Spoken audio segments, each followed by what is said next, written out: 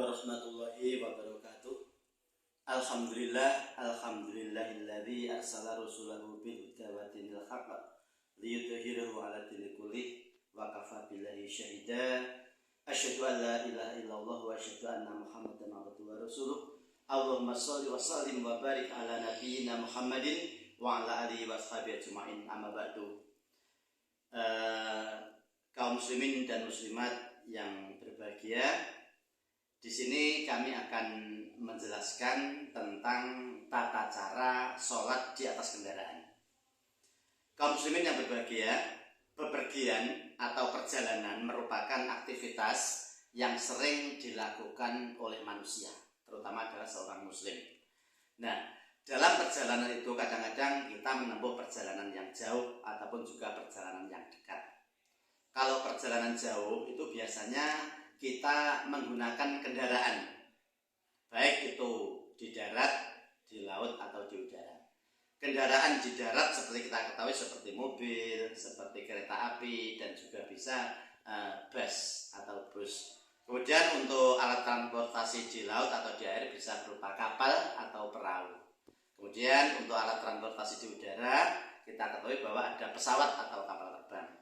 Kaum muslimin yang berbahagia, di dalam perjalanan orang muslim tetap diperintahkan untuk melakukan sholat fardu atau sholat wajib atau sholat 5 waktu. Nah, sekarang bagaimana tata cara sholat di atas kendaraan itu? Pada satu hari Rasulullah SAW ditanya oleh sahabat, "Wahai Rasulullah, bagaimana tata cara sholat di atas kendaraan?"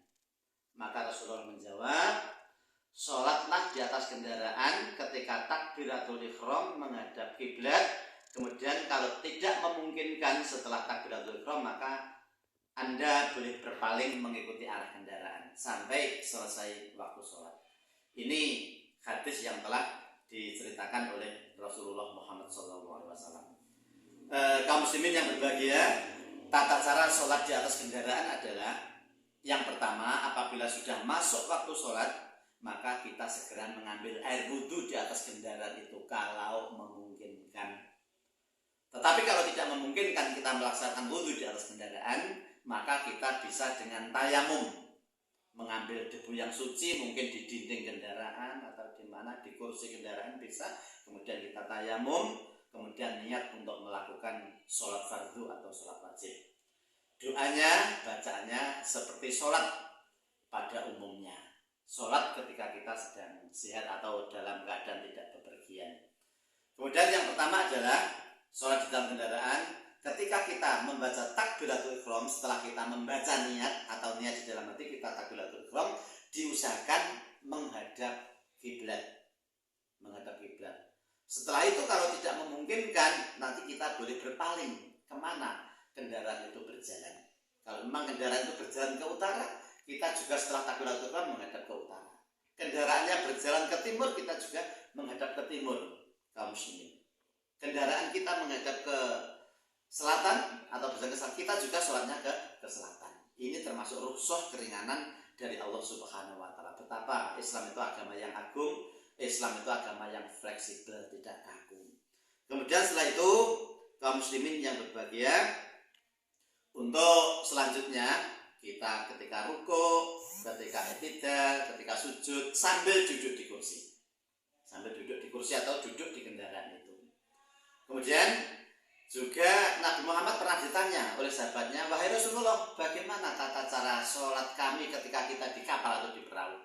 Maka jawab Rasul, "Sholatlah ketika kalian bepergian kemudian naik kapal atau naik perahu, sholatlah dengan berdiri. Kecuali kalau kalian takut tenggelam," kata Rasul. Artinya apa? Kalau takut tenggelam atau kendaraan kapal itu diombang-ambingkan oleh ombak atau angin, bisa dengan duduk. Ini kaum muslimin yang berbahagia, tata cara sholat di dalam kendaraan.